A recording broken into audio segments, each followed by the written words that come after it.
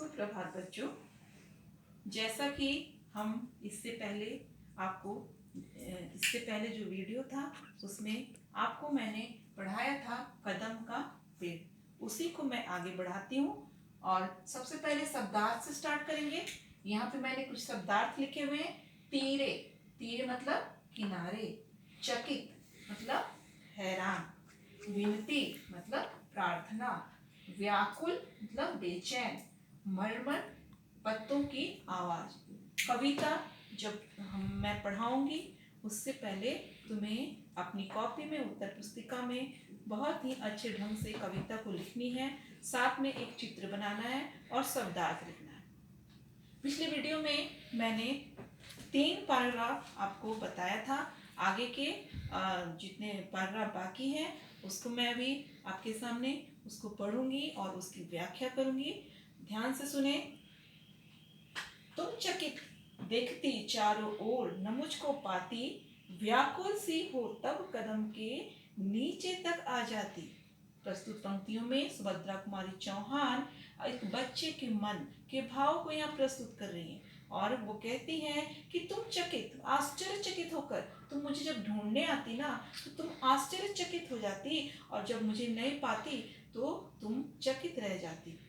फिर तुम क्या हो जाती? व्याकुल हो जाती, परेशान हो जाती। व्याकुल का मतलब मैंने यहाँ बताया है, बेचैन। तो तुम बेचैन हो जाती, तब कदम के नीचे तक आ जाती और ढूंढते ढूंढते तुम कदम के पेड़ के नीचे तक पहुंच जाती।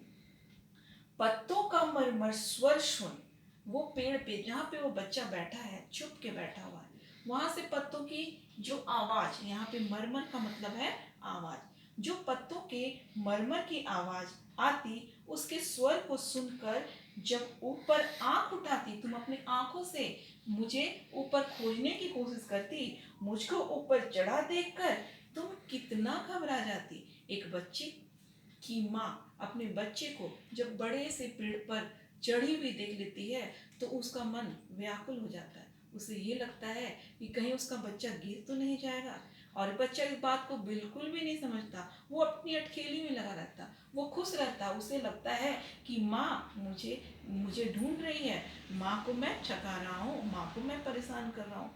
लेकिन वो इस बात को नहीं समझता कि उसकी माँ के दिल में क्या बीत रही होगी अगर कोई बच्चा ऊपर, पेड़ के ऊपर जाकर बैठ जाता है। तो यहाँ कवित्री बच्चे के मन के भाव को व्यक्त करती है और दिखाती है कि किस प्रकार से एक बच्चा अपनी माँ से के साथ अटखेली करने की कोशिश कर रहा है।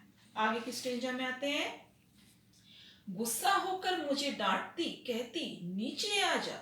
एक माँ अपने बच्चे पर क्रोध करती है, जबकि वो अंदर से उसे बहुत प्यार करती है, उसको समझाती है, लेकिन समझाने का जो तरीका है वो क्रोध में भी हो सकता है, उसको डांट भी सकती है। और वो गुस्सा होकर डांटती और कहती कि नीचे आ जा, पर मैं जब न उतरता हंसकर कहती मुन्ना राजा। अगर मैं अपनी माँ की बातों को सुनकर भी वापस नहीं लौटता, नीचे नहीं उतरता, तो माँ को ऐसा लगता कि अब तो कोई उपाय नहीं है, डांट भी रहे हैं तो बच्चा मान ही नहीं रहा, तो फिर बच्चे को फुसलाते हैं। छोटा सा बच्चा है ना, अगर फुसलाकर बोले तो वो समझ जाएगा। तब अपने बच्चे को वो प्यार से कहती है नीचे आ जा मुन्ने राजा, नीचे उतरो मेरे भैया, तुम्हें मिठाई दूंगी। उसे फिर लालच भी देती है। बच्चों को मिठाइयाँ बहुत पसंद है ना, तुम्हें भी पसंद है, तो बच्चों को मिठाइयाँ बहुत पसंद होती है, तो उसको लालच देती है, कहती है कि नीचे उतरो मेरे भैया, तुम्हें मिठाई दूंगी, नए खिलौने माखन मिश्री, दूध मलाई दूंगी। इतने सारे अच्छी अच्छी चीजें, खाने की चीजों का नाम लेती है उसकी माँ और कहती है कि कम से कम लालच में तो आ जाओ, क्रोध से तो तुम नहीं डरे मुझसे, है ना, मैंने क्रोध किया, गुस्सा किया, तब भी तुम माने नहीं, लेकिन अब मैं तुम्हें बहुत दुलार से मुन्ना राजा पुकार रही हूँ और तुम्हें मिठाई मिश्री माखन दूंगी। अब मेरे बेटे तुम नीचे आ जाओ। मैं हंसकर सबसे ऊपर की डाली पर चढ़ जाता। छोटा बच्चा है, उसे समझ नहीं आता उसकी माँ कितनी व्याकुल है, वो और भी अटकेलियां करता है और सबसे ऊपर की डाली पर वो चढ़ जाता है। वही कहीं पत्तों पे छिपकर फिर बांसुरी बजाता। उसे लगता कि माँ मुझे ढूंढ रही है, अब मैं और ऊपर जाऊंगा, है ना, और वहां पे चढ़कर वो बांसुरी बजाने लगता। बहुत बुलाने पर भी जब मैं नहीं उतर कर आता माँ, तब माँ का हृदय तुम्हारा बहुत विकल हो जाता। माँ, जब उसका बच्चा उसकी बातों को सुन ही नहीं रहा है, क्रोध करने पर नहीं सुन रहा है, प्यार करने पर नहीं सुन रहा है, लालच देने पर भी नहीं सुन रहा है, अब माँ बिल्कुल भी विकल हो गई, परेशान हो गई, है ना। अब मुझे समझ नहीं आने लगा कि अपने बच्चे को किस प्रकार से वो उतारे। उसके बाद तुम आंचल फैलाकर अम्मा वहीं पेड़ के नीचे ईश्वर से कुछ विनती करती बैठे, अखियां नीचे। फिर जब एक माँ के पास कहीं से कोई उपाय नहीं होता है ना, तब वो किसे याद करती है? ईश्वर को, भगवान को। वो कहती हैं कि हे ईश्वर, अब मेरा ये बच्चा ना समझ है, वो तो समझ ही नहीं रहा है ना। वो नहीं जान रहा है कि वो ऊपर चढ़ेगा तो गिर जाएगा, इस बात को उसे समझ नहीं है।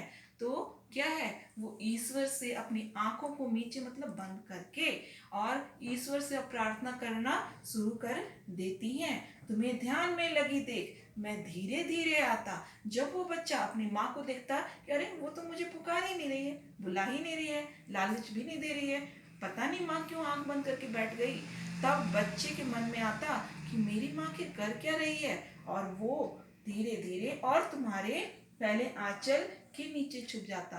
तब बच्चा, जब माँ ईश्वर को याद करने लगती है तो बच्चा चुपचाप से उतर कर अपनी माँ के आंचल में आकर छिप जाता है। माँ के आंचल में उसे बहुत सुकून मिलता है, बहुत ही आनंद प्राप्त होता है।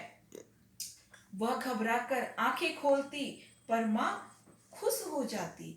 जब तुम अपने मुन्ना राजा को गोदी में ही पाती, जब माँ की आंखें खुलती है अपने छोटे से बच्चे को अपनी गोद में देखकर, वो बहुत ही प्रसन्न हो जाती है, बहुत ही खुश हो जाती है। इसी तरह कुछ खेला करते हम तुम धीरे धीरे, यह कदम का पेड़ अगर माँ होता यमुना तीरे। फिर बच्चा ये कहता है, सुभद्रा कुमारी चौहान उस बच्चे के मन के भावों को यहाँ व्यक्त करती है, कहती हैं कि इसी तरह तुम कुछ खेला करते, माँ और पुत्र के बीच में ये खेल होता।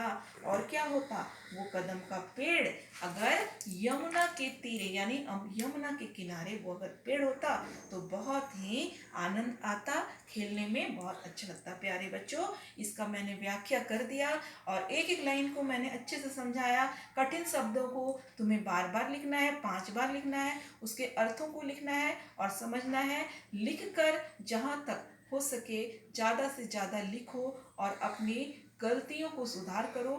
कम से कम 5 बार, जितनी भी तुमने गलती की उसको 5 बार लिखो, तब तुम्हारी हिंदी में जो तुम्हारी लिखावट होगी वो भी सुधरेगी और तुम्हारा हिंदी सब्जेक्ट बहुत ही अच्छा हो जाएगा। धन्यवाद।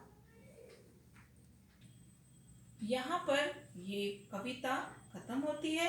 अब अगले वीडियो में आप मौखिक प्रश्न उत्तर को देखेंगे।